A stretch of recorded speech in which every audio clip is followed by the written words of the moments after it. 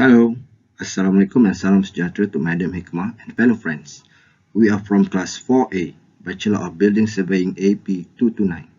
Today we will presenting site analysis of multi-story parking building at UiTM Shah Alam, which has been known as Pusat Kegiatan Keusahawanan.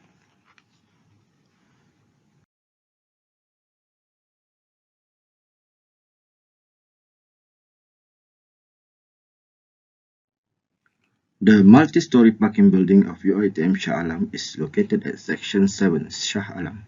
The building has been planned to be developed under Malaysia Plan RMK6. The construction began around 2001 and was completed in early 2003. The cost allocated for the project was Rm 5 million. It has been designed by architect Muhammad Yusuf Cheknik from Design Practice Consultant. The main contractor was Pelangi Wira Sundaram Berhad.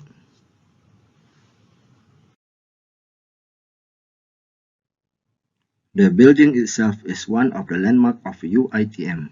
It meets the image of UiTM and the needs and comfort of management, students, and public users. It consists exterior finishes such as metal cladding as well as facade finish, which takes in account its position as the appearance of the first side view building from the entrance to UiTM.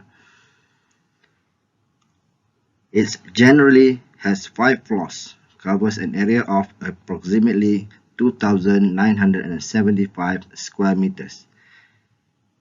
The structure is based on reinforced concrete columns and beams.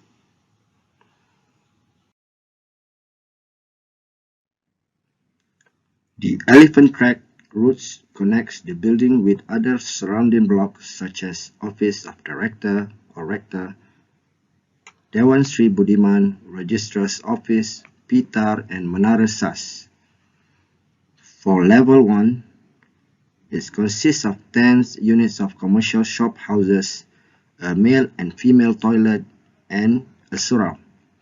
The design from the top view tilts 60 degrees to the southwest. For Level 2 to 5, it has a total of 383 units of parking spaces where the top floor is uncovered parking spaces. This drawing shows level positioning, measurement, and mapping for each level.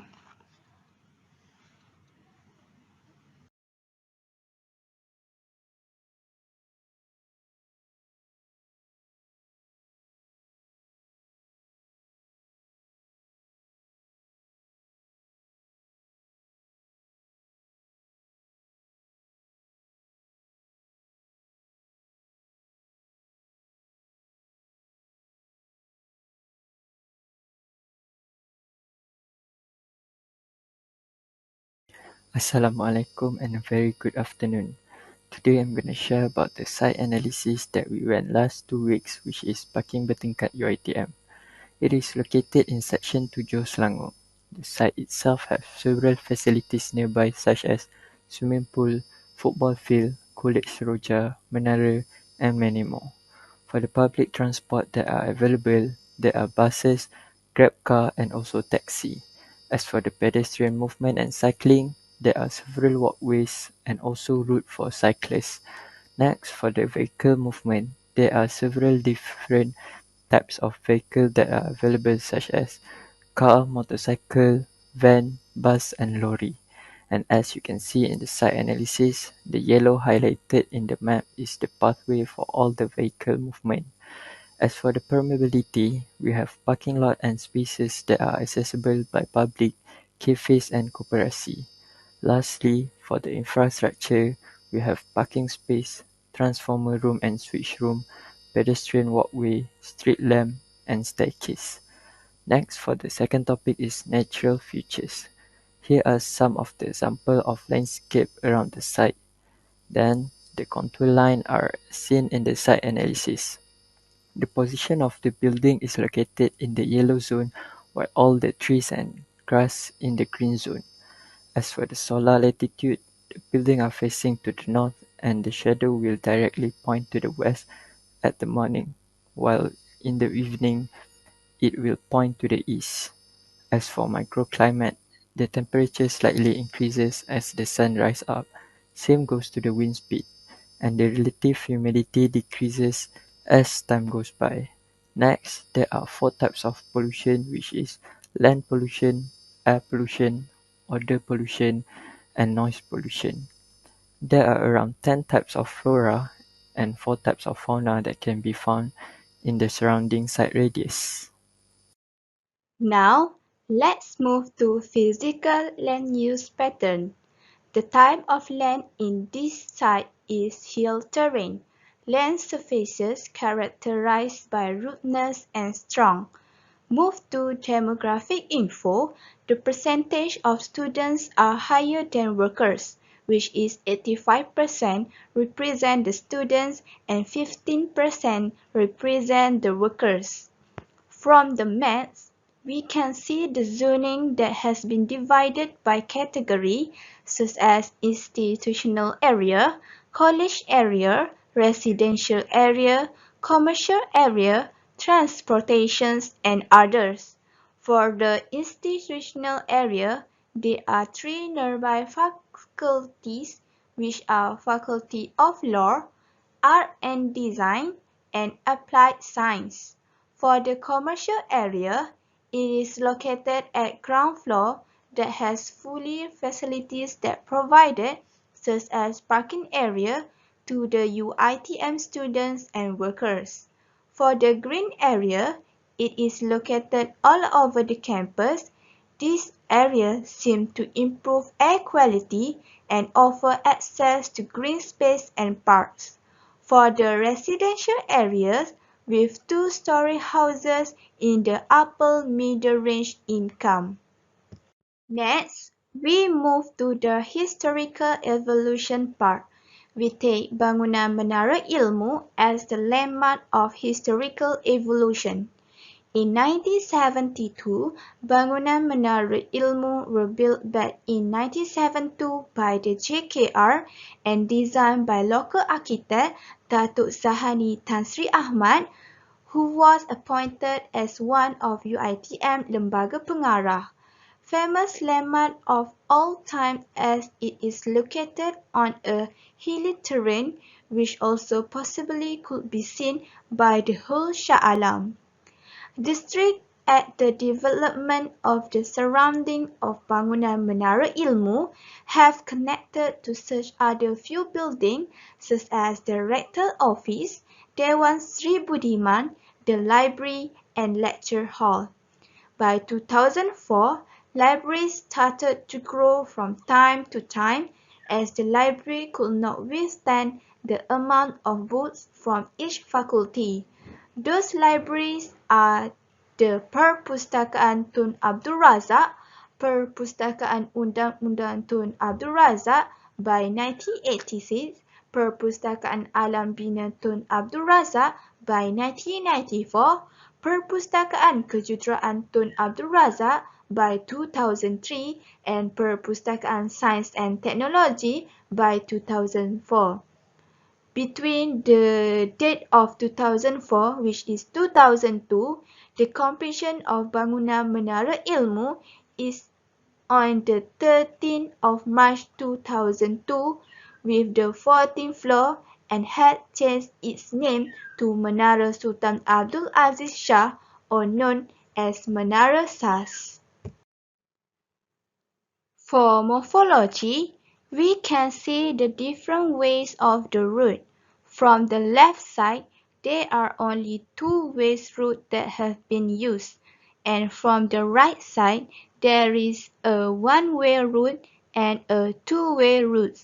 These changes of way due to avoid the traffic flow during peak hour. These are the formal spaces which could be found around the building area of our case study, such as the office area, most commonly found around the area as it is an institutional area. These formal spaces commonly schedule and learning places for the user or pupil. We have divided the formal spaces into 4 zones.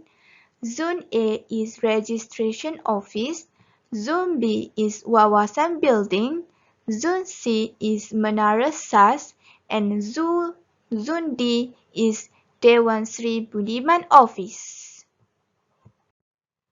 For the informal spaces, there are some informal spaces which could be found around the building of our case study. There are several shop lots and buildings that are informal, as it is a place where the pupils socialize or interact informally with one another. These are some pictures of the shop lots and college area that are available around the site area, which is the college area. Nearby the site is College Seroja. Next, we move to street profile analysis.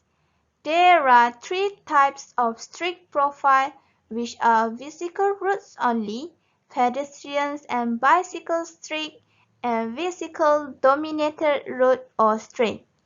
There is a street profile regarding the trees and roads, such as small trees for the both sides of the street and large trees for the both sides of street. Next, for horizontal green, such as hedges at the roundabout at one side of the street, and there is a bus stop at one side of the street, and also pedestrian walk also at one side of the street. Next, we move to facade study. From facade study, we can identify 4 items, which is awning, window, signage, and open space. According to Uniform Building Bylaw UBBBL, awning must be used by some buildings to avoid violating waterfall awning. Next, window. Do not block window with signs or other material. It is because it can avoid natural lighting through the building. Next, signage. Keep signs wording simple and clear. Use consistent lettering and limit the numbers of colors. And open space. Open space is to control air natural ventilation through the closed area. Human, cultural, and activities. Due to site visit, here are some activities that commonly occurs around the area, which is event, studying, jogging, cycling, entrepreneurial, accommodation, and also working. For neighborhood population, we divided by 6 colors. For the blue color represent the residential area with 2-story house in upper middle income range. The residents are a mixture of young single students and families. For the red color represent the residential college that occupied by girl students. College Seroja has 3 blocks of building with level of 5 floors. There are a total capacity of 1,056 students, but only 59 students are staying there for the time being. From the green color represent the Masjid UiTM Shah Alam. Muslim people gathered to perform their worship at the mosque. Younger and older gathered together and usually full of people on Friday. For the yellow color represent the institutional area, consists a majority of younger population because of study purpose, 3 faculty involved and a library for convenience to students there. For the purple color represent the office contain a range of educational services such as research center, registration office, student affairs office. And for the orange color represent the UiTM hotel. 3-star hotel consists of 40 rooms and have about 25 workers. Considerable use of the rooms are almost full every day.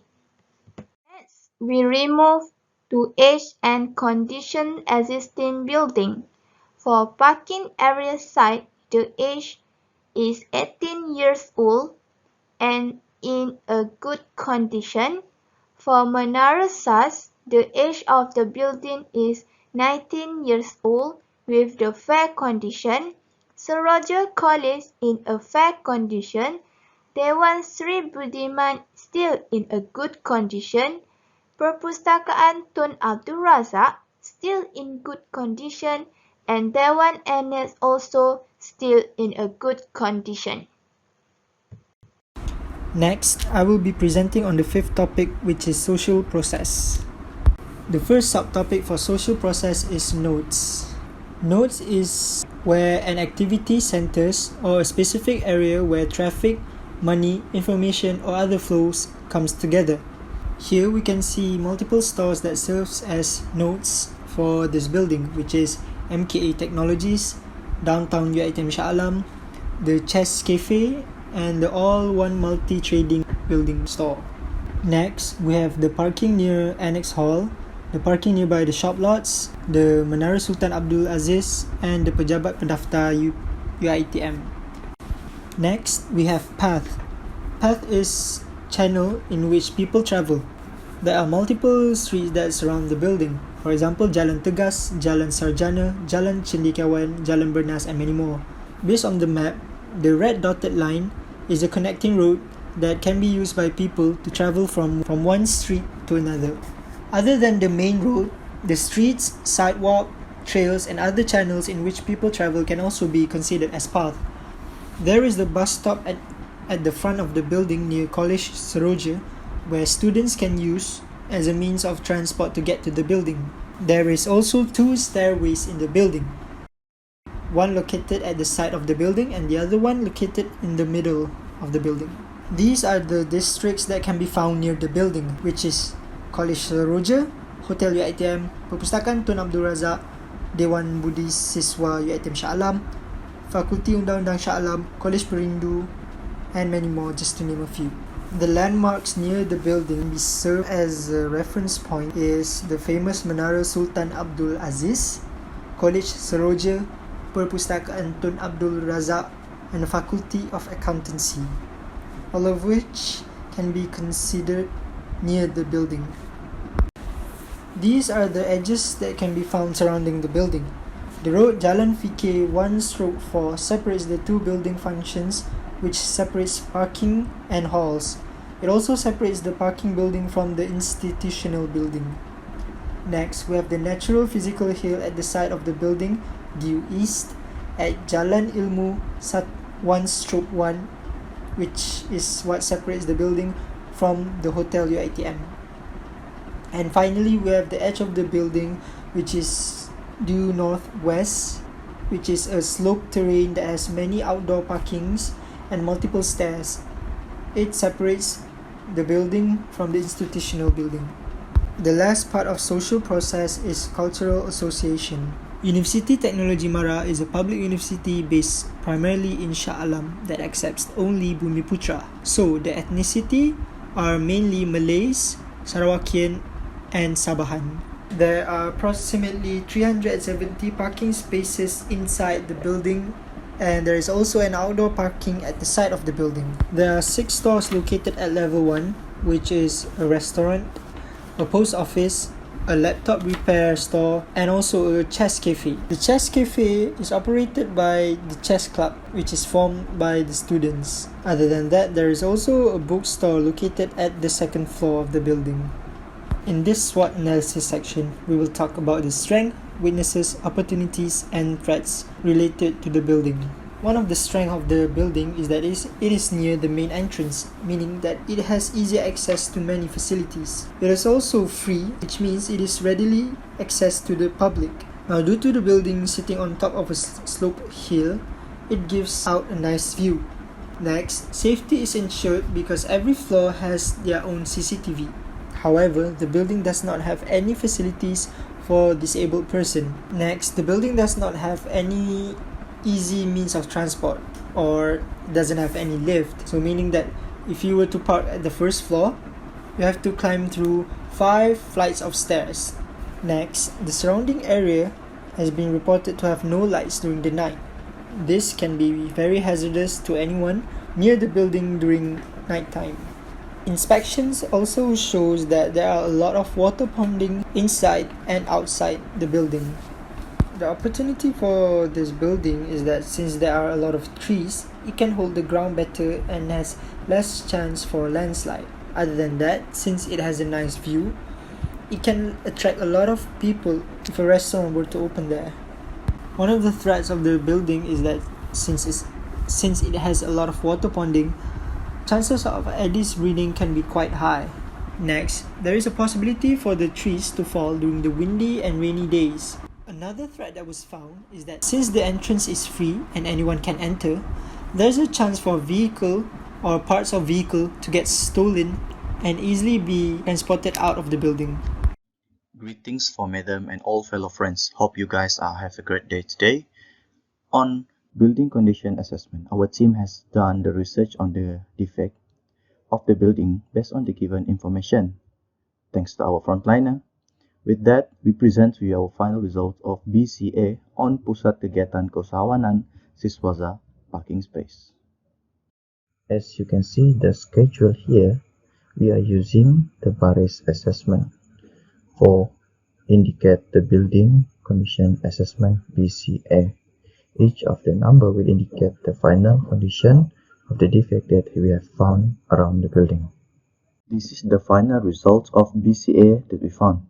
Overall, there was 34 type of defect that consists 18 green colors defect, 14 for yellows and 2 for red defect, which is need serious attention on it, such as the diagonal crack and attached rail. The rating of the building is 5.50, which is in condition that need to be monitored and need to be taken action to fix as soon as possible, as it can harm the safety of the building user. Based on the pie chart, there was a 16 type of defect that we have found on the building, but the top 3 is cracking, which is 20%. The second was failing concrete, 18%, and the third one is the dampness, which is indicate 9% of the defect. From this pie chart, it shows that the defect by element. We can see there was 8 elements of the building that affect by the defect. The highest one is on the wall, which indicates 35% and consists of the defect of dampness, spalling, cracking, and water stain. While the second one is floor, indicate 20%, that consists of water leakage, cracking, vegetation, and uneven surface. While the last one was at the column element, indicate 12%. The main cause of this is a human behavior and the old building condition itself. This pie chart indicates the defect by categories. There are 7 types of it, which is the design, maintenance, construction material, workmanship, environment, human usage, and also insect. The top 3 of the defect on this by the category. First one is workmanship, which indicates 26%, followed by maintenance 20%, then construction material 17%. As a conclusion, the building condition should be monitored in order to get it able to use in a longer period. The facility management should take an action on doing annually inspection so that the maintenance can be done on the defect that rise from time to time. Thank you for lending me your ears and your attention.